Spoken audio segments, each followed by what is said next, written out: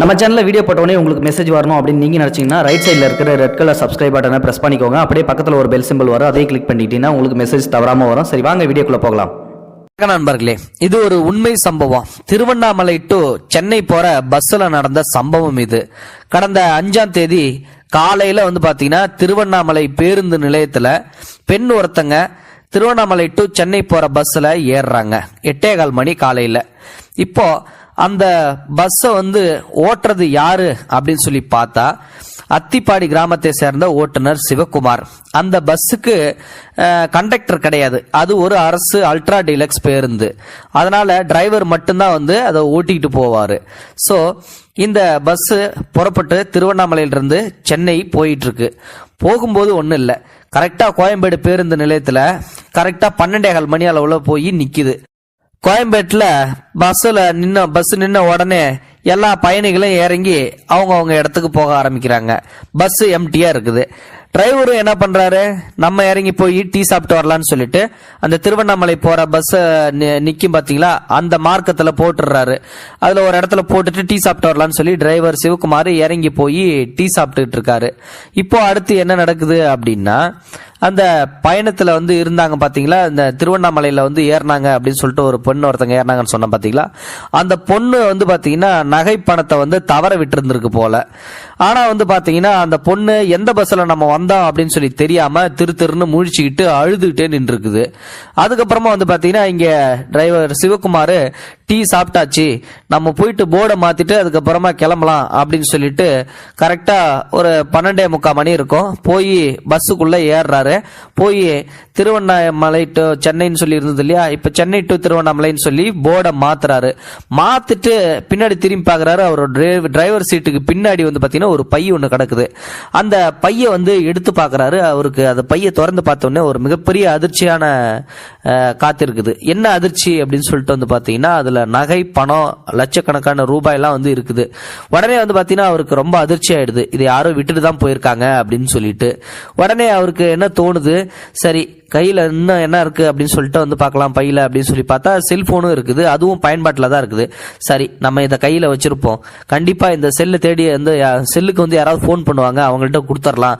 இல்ல ஒரு பொண்ணு ஒண்ணு திருவண்ணாமலையில ஏறும்போது நிறைய பைகளோட ஏறிச்சு, அந்த பொண்ணா தான் இருக்கும்னு சொல்லி சந்தேகப்பட்டு இருந்திருக்காரு.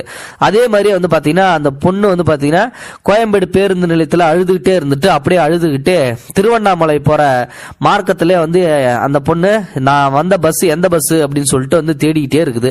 தான் வந்த பஸ் கண்டுபிடிக்க முடியாம அந்த பொண்ணு ஒரு மூலையில் நின்று அழுதுகிட்டு இருக்கிறத டிரைவர் சிவகுமார் பாத்துறாரு. உடனே இந்த பொண்ணு தான் நிறைய பையோட ஏறி இருந்தது, ஒருவேளை இந்த பொண்ணா இருக்குமோ அப்படின்னு சொல்லிட்டு அந்த பொண்ணு கிட்ட போறாரு. ஏமா நீங்க ஏன் அழுதுகிட்டு இருக்கீங்க அப்படின்னு சொல்லி அந்த பொண்ணு கிட்ட விசாரணையை போடுறாரு. உடனே அந்த பொண்ணு சொல்லுது, ஐயா நான் திருவண்ணாமலையிலிருந்து சென்னைக்கு வந்தேன், நான் வந்த பஸ்லயே என் கைப்பையை தவற விட்டுட்டேன், அந்த பையில 15 பவுனாக 2 லட்ச ரூபா காசு செல்போனு இதெல்லாமே இருந்துச்சியா, நான் விட்டுட்டேன் அப்படின்னு சொல்லி அழுது இருக்குது. உடனே டிரைவர் சிவகுமார் நம்ம நினைச்சது சரிதான், இந்த பொண்ணோடது தான் அப்படின்னு சொல்லிட்டு இங்க வாமா ஒரு நிமிஷம், உன் பொருள் எதுவுமே தொலைஞ்சு போகல அப்படின்னு சொல்லி நேரா கண்காணிப்பாளர் அறைக்கு கூட்டிட்டு போறாங்க.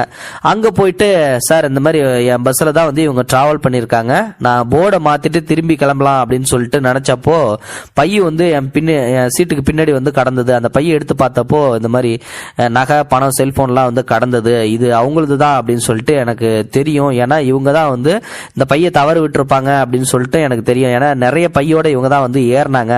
அதனால நம்ம திருவண்ணாமலை போல சைட்ல தான் இவங்க நின்று அழுதுகிட்டு இருந்தாங்க. என்னன்னு சொல்லி விசாரிச்சப்போ இவங்க கரெக்டா சொன்னாங்க, 5 பவுன் நகை செல்போனு பணம் 2 லட்ச ரூபான்னு சொல்லி சொன்னாங்க அப்படின்னு சொல்லி அந்த கண்காணிப்பாளர் முன்னிலையில பாத்தீங்கன்னா பணத்தை அந்த பெண்ணுகிட்ட ஒப்படைக்கிறாங்க. தவற விட்ட அந்த கைப்பைய ஒப்படைச்ச உடனே அதுல எல்லாம் சரியா இருக்கான்னு சொல்லி பாத்துக்க அப்படின்னு சொல்லி சொல்றாங்க.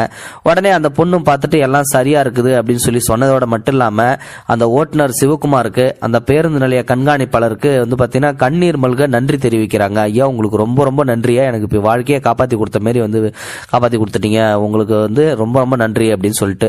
இதை கண்ட அங்கிருந்த பயணிகள் ஊழியர்கள் ஓட்டுநர் சிவகுமாரோட நேர்மையை பார்த்து ரொம்ப ஆச்சரியப்பட்டு அரசு போக்குவரத்து கழகத்துக்கு நீங்க ரொம்ப ரொம்ப பெருமை சேர்த்திருக்கீங்க இருக்கீங்க அப்படின்னு சொல்லிட்டு வந்து சொல்றாங்க. நீ வேற ஒருத்தங்களா இருந்தா அந்த பையை வந்து சுருட்டிட்டு போயிருப்பாங்க, ஆனா நீங்க அதை செய்யல அப்படின்னு சொல்லிட்டு அவருக்கு பாராட்டு தெரிவிக்கிறாங்க.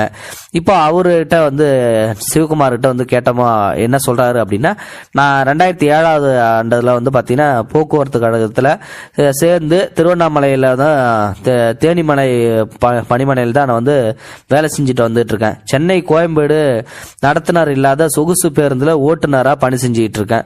பேருந்துல கையை தவற விட்ட இந்த பெண்ணு வந்து பாத்தீங்கன்னா பேருந்துல ஏறுறப்போ அதிக பைய வந்து கையில வச்சிருந்தாங்க. இறங்கும் போது இவர் கடைசி நபரா இறங்கினாரு. இதனாலதான் அவரோட முகம் என் மனசுலயே வந்து பதிஞ்சிடுச்சு. தவற விட்ட கைப்பையை இவரோடது தான் அப்படின்னு சொல்லிட்டு நான் எதிர்பார்த்த மாதிரி அந்த பொண்ணு அழுதுகிட்டு நின்னுது. அதே போல அந்த பெண்ணு வந்து பாத்தீங்கன்னா மறுபடியும் அந்த பையை தேடி வந்ததுக்கு அப்புறம் தான் நான் உறுதி செஞ்சு அவரை அழைச்சி அவங்கள்ட்ட விசாரணை கேட்டு அதுக்கப்புறம் ஒப்படைச்சேன். கைப்பைய பஸ்ல தவற விட்ட பெண் கிட்ட மீண்டும் ஒப்படைச்சதுக்கு பிறகுதான் என் மனசை வந்து நிம்மதி ஏற்பட்டது.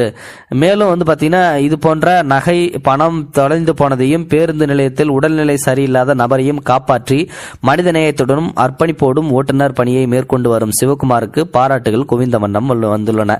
உண்மையிலுமே இவர் பண்ண செயல் வந்து நம்ம நிகழ்ச்சி அடைய செஞ்சிருச்சு. நீங்க இந்த வீடியோ பத்தி என்ன நினைக்கிறீங்க அப்படின்றத மறக்காம கமெண்ட் பாக்ஸ்ல சொல்லுங்க. முடிஞ்ச இந்த வீடியோக்கு லைக் பண்ணுங்க, ஷேர் பண்ணுங்க, சப்ஸ்கிரைப் பண்ணுங்க. தேங்க்யூ ஃபார் வாட்சிங். இது போன்ற செய்திகளை உடனுக்குடன் நீங்கள் தெரிந்து கொள்ள மறக்காமல் எங்களுடைய சேனலை சப்ஸ்கிரைப் செய்யவும், கூடவே பக்கத்தில் வரும் பெல் ஐக்கானையும் கிளிக்